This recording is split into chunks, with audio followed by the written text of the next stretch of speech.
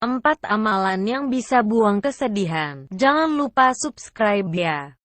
Dengarkan sampai selesai. Lo perlu dengarkan kembali sampai hati Anda tersentuh untuk tidak berbuat dosa dan menentang azab dari Allah SWT, karena sesungguhnya Allah SWT dan Rasul para utusannya sangat menyayangi kita. Dengan menyebut nama Allah yang Maha Pemurah lagi Maha Penyayang. Segala puji bagi Allah, Tuhan semesta alam. Maha Pemurah lagi Maha Penyayang. Yang menguasai di hari pembalasan. Hanya Engkaulah yang kami sembah, dan hanya kepada Engkaulah kami meminta pertolongan. Tunjukilah kami jalan yang lurus, yaitu jalan orang-orang yang telah Engkau beri nikmat kepada mereka. Bukan jalan mereka yang dimurkai dan bukan pula jalan mereka yang sesat. Sedih merupakan bagian dari fitrah manusia. Tak satu pun manusia bisa lepas dari kepedihan, termasuk para nabi dan rasul. Semua hampir bisa dipastikan pernah mengalami yang namanya lara. Nabi Yakub sampai kehilangan penglihatan karena menahan amarah kepada saudara Nabi Yusuf dan kepedihan karena kehilangan Nabi Yusuf alaihi salam. Nabi Muhammad Shallallahu alaihi wasallam pun tak sanggup untuk tidak bermuram durja kala kehilangan istri dan paman tercintanya Abu Thalib. Namun demikian kesedihan Nabi dan Rasul tidak melampaui batas, sehingga kepedihan tidak melemahkan iman. Namun, masih ada sebagian dari umat Islam yang belum memahami batas-batas kesedihan. Sehingga sebagian larut dalam kegundahan sampai-sampai ada yang berubah sikap dan karakter secara signifikan bersebab kepedihan yang diturutkan. Biasanya, yang mengalami keadaan seperti itu adalah mereka yang gersang jiwanya, lemah agamanya dan minim pengetahuannya, tetapi besar harapan dan angan-angannya. Sehingga kala apa yang sangat dicintainya hilang, ia seperti tak punya pegangan. Ada yang menjerit-jerit, stres bahkan gila dan putus asa, hingga bunuh diri. Semua itu tidak lepas dari rasa cinta yang begitu besar terhadap selain Allah Ta'ala. Mulai dari kecintaan terhadap diri sendiri, harta dan tahta. Dan orang yang sedih karena hal-hal tersebut tidak sedikit. Oleh karena itu, penting bagi seorang muslim mengerti bagaimana terbebas dari rasa cinta yang sewaktu-waktu bisa menimbulkan kesayuan tak tertahankan, yang jika tidak diwaspadai justru bisa mematikan iman. Pertama, pelihara dan perkuat iman. Di dalam Al-Quran Allah berfirman, "Janganlah kamu bersikap lemah, dan janganlah pula kamu bersedih hati. Padahal kamulah orang-orang yang paling tinggi derajatnya. Jika kamu orang-orang yang beriman." Quran Surat Ali Imran ayat 139. Dalam tafsir Ibn Katsir dijelaskan bahwa bagi orang-orang yang beriman diberikan kesudahan yang baik dan pertolongan dari Allah. Seperti apa yang Allah berikan kepada Nabi Yusuf alaihi salam. Kala beliau mesti mengalami takdir terpisah dari ayah, keluarga dan kampung halamannya dalam kurun waktu yang begitu lama dengan bekal iman. Akhirnya Allah pertemukan Nabi Yusuf kembali dengan ayah dan keluarganya dalam keadaan yang kuat lagi bermartabat, baik di sisi manusia dan di sisi Allah. Bagaimana Nabi Yusuf menjaga dan mempertangguh keimanannya, bisa kita lihat pada keteguhan hatinya dalam mengedepankan iman. Yusuf berkata, "Wahai Tuhanku, penjara lebih aku sukai daripada memenuhi ajakan mereka kepadaku, dan jika tidak Engkau hindarkan daripadaku tipu daya mereka, tentu aku akan cenderung untuk memenuhi keinginan mereka, dan tentulah aku termasuk Orang-orang yang bodoh. Quran Surat Yusuf ayat 33. Dengan kata lain, iman akan menghindarkan seorang muslim dari kebodohan dan kesedihan yang tidak beralasan, sehingga hidupnya, meski secara kasat mata tampak tidak bahagia, hakikat hatinya teguh, perkasa dan optimis akan pertolongannya. Kedua, istiqomah. Sesungguhnya orang-orang yang mengatakan, Tuhan kami ialah Allah, kemudian mereka meneguhkan pendirian mereka, maka malaikat akan turun kepada mereka dengan mengatakan, janganlah kamu takut dan janganlah merasa sedih, dan gembirakanlah mereka dengan jannah yang telah dijanjikan Allah kepadamu. Quran Surat Fussilat ayat 30. Ibn Katsir menjelaskan, ayat tersebut menghendaki agar umat Islam memurnikan amal untuk Allah dan beramal karena taat kepada Allah Ta'ala atas apa yang disyariatkannya kepada mereka sepanjang hayat.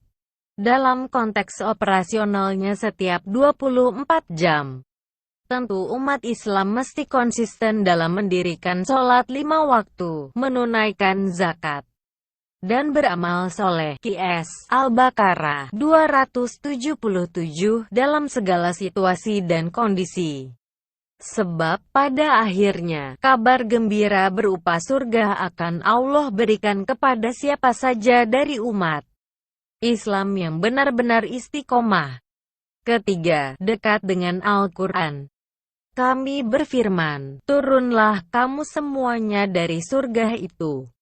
Kemudian jika datang petunjukku kepadamu, maka barang siapa yang mengikuti petunjukku, niscaya tidak ada kekhawatiran atas mereka, dan tidak pula mereka bersedih hati.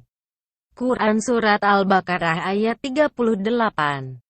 Ibn Katsir menjelaskan bahwa ayat itu memerintahkan agar umat Islam benar-benar dekat dan akrab dengan Al-Quran disertai komitmen meneladani Rasulullah Shallallahu Alaihi Wasallam. Dengan seperti itu, setiap diri dari umat ini akan terbebas dari kesedihan karena urusan dunia yang luput dari tangannya. Sungguh tidak mengherankan jika para sahabat dan ulama terdahulu gitu cinta dan bangga membaca, mengkaji dan mengamalkan Al-Quran.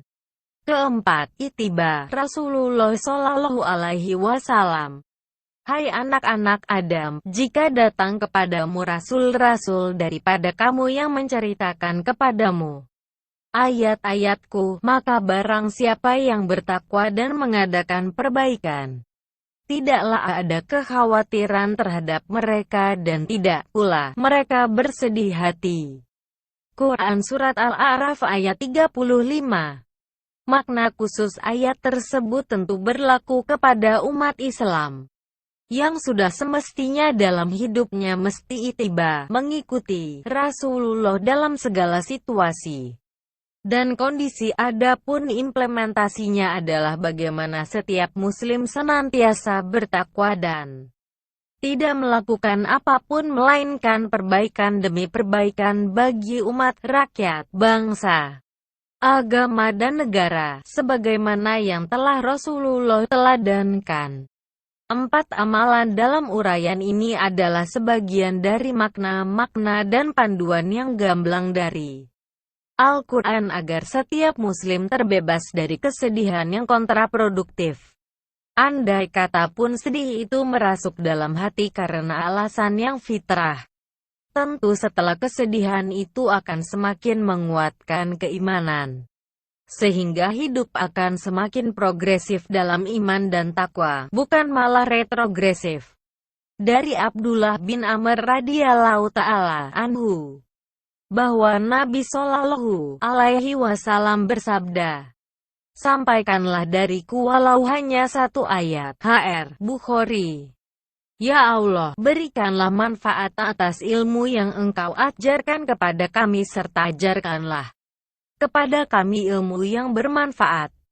Dan mohon tambahkanlah ilmu kepada kami. Berikanlah kemudahan untuk mengamalkannya. Semoga Allah menambahkan taufik dan kebenaran pada kami dan Anda.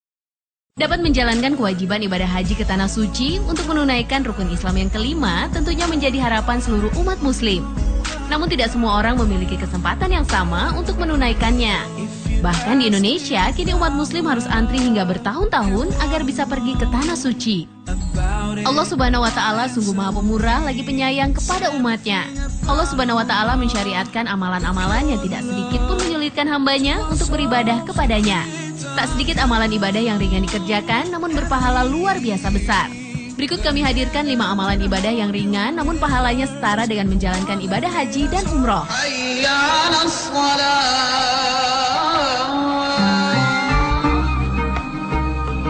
Amalan yang pertama adalah pergi ke masjid dalam keadaan bersuci atau berwudu dengan tujuan sholat fardu berjamaah.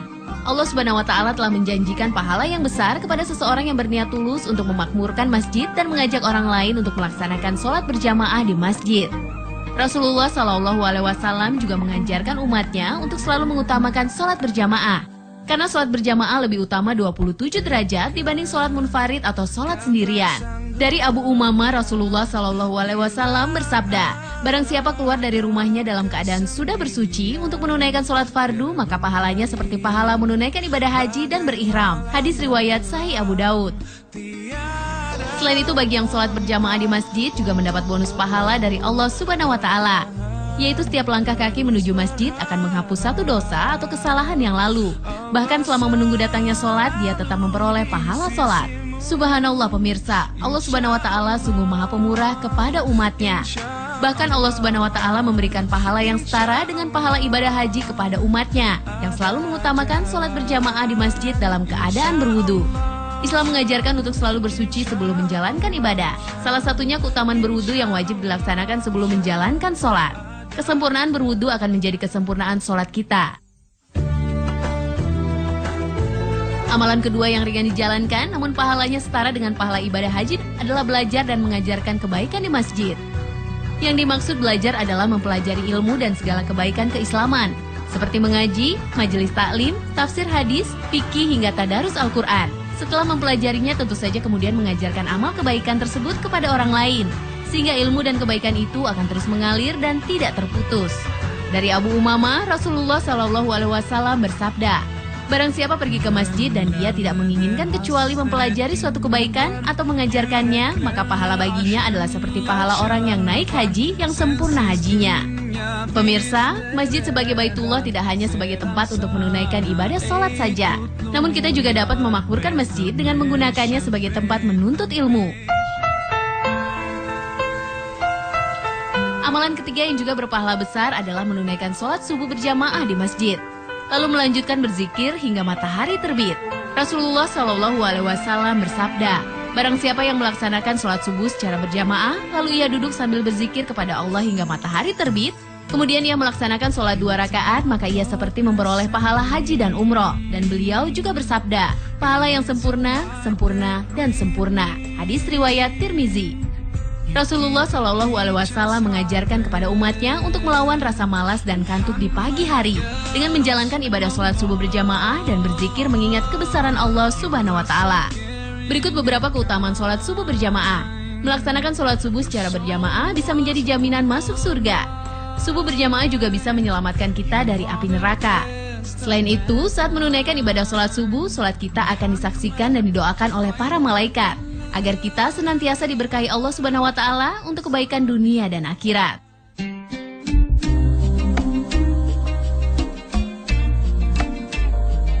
Pemirsa Mozaik Islam, amalan keempat yang berpahala setara dengan ibadah umroh adalah melaksanakan sholat sunnah duha di masjid. Sholat sunnah yang dikerjakan minimal 2 rakaat dan paling banyak 12 rakaat ini dikerjakan ketika masuk waktu duha, yaitu sejak matahari mulai merayap naik meninggalkan tempat terbit hingga tampak membayang menjelang tengah hari, atau sekitar pukul 7 hingga pukul 11 pagi. Sholat duha merupakan salah satu sholat sunnah yang sangat dianjurkan Rasulullah Shallallahu Alaihi Wasallam karena memiliki keutamaan yang luar biasa. Selain mendapatkan pahala yang setara dengan menunaikan ibadah haji dan umroh, melaksanakan sholat duha juga mempunyai faedah yang baik bagi kehidupan manusia di dunia. Faedah sholat duha antara lain melancarkan rezeki, menjauhkan dari berbagai gangguan orang yang berniat jahat, hingga keberkahan di dalam usaha dan pekerjaan. Dalam sebuah hadis Rasulullah Shallallahu Alaihi Wasallam bersabda, barang siapa keluar dari rumah untuk melaksanakan sholat duha dan dia tidak bermaksud kecuali itu, maka pahalanya seperti pahala orang yang berumroh. Hadis riwayat Abu Daud. Pemirsa, amalan kelima yang tak kalah luar biasa pahalanya adalah senantiasa berzikir panjang setiap selesai melaksanakan sholat. Selalu mengingat asma Allah Subhanahu Wa Taala dan kebesarannya dengan lantunan suci. Seperti Astaghfirullahaladzim, Subhanallah, Alhamdulillah, Allahu Akbar, dan La ilaha illallah. Akan membuat hati kita tentram dan semakin dekat dengan Sang Maha Pencipta yang telah memberikan karunia yang tak terkira kepada manusia di dunia. Seseorang yang selalu berzikir panjang setelah sholat akan mendapatkan pahala yang besar, bahkan setara dengan pahala orang yang menunaikan ibadah umroh. Dalam sebuah hadis Rasulullah Shallallahu Alaihi Wasallam bersabda kepada orang-orang fakir, maukah aku beritahukan pada kalian sesuatu yang apabila kalian melaksanakan, kalian akan dapat melampaui derajat orang-orang yang sudah mengalahkan kalian tersebut, yaitu orang kaya harta yang sudah menunaikan ibadah haji, umroh, berjihad, dan bersedekah. Dan tidak akan ada yang dapat mengalahkan kalian dengan amalan ini sehingga kalian akan menjadi yang terbaik di antara kalian dan di tengah-tengah mereka, kecuali bila ada orang yang mengerjakan seperti yang kalian amalkan ini, yaitu membaca tasbih subhanallah, membaca tahmid alhamdulillah, dan takbir Allahu Akbar setiap selesai sholat sebanyak 33 kali. Hadis riwayat Bukhari. Pemirsa Mozaik Islam, itulah beberapa amalan yang pahalanya setara dengan pahala orang yang sedang berhaji dan berumroh.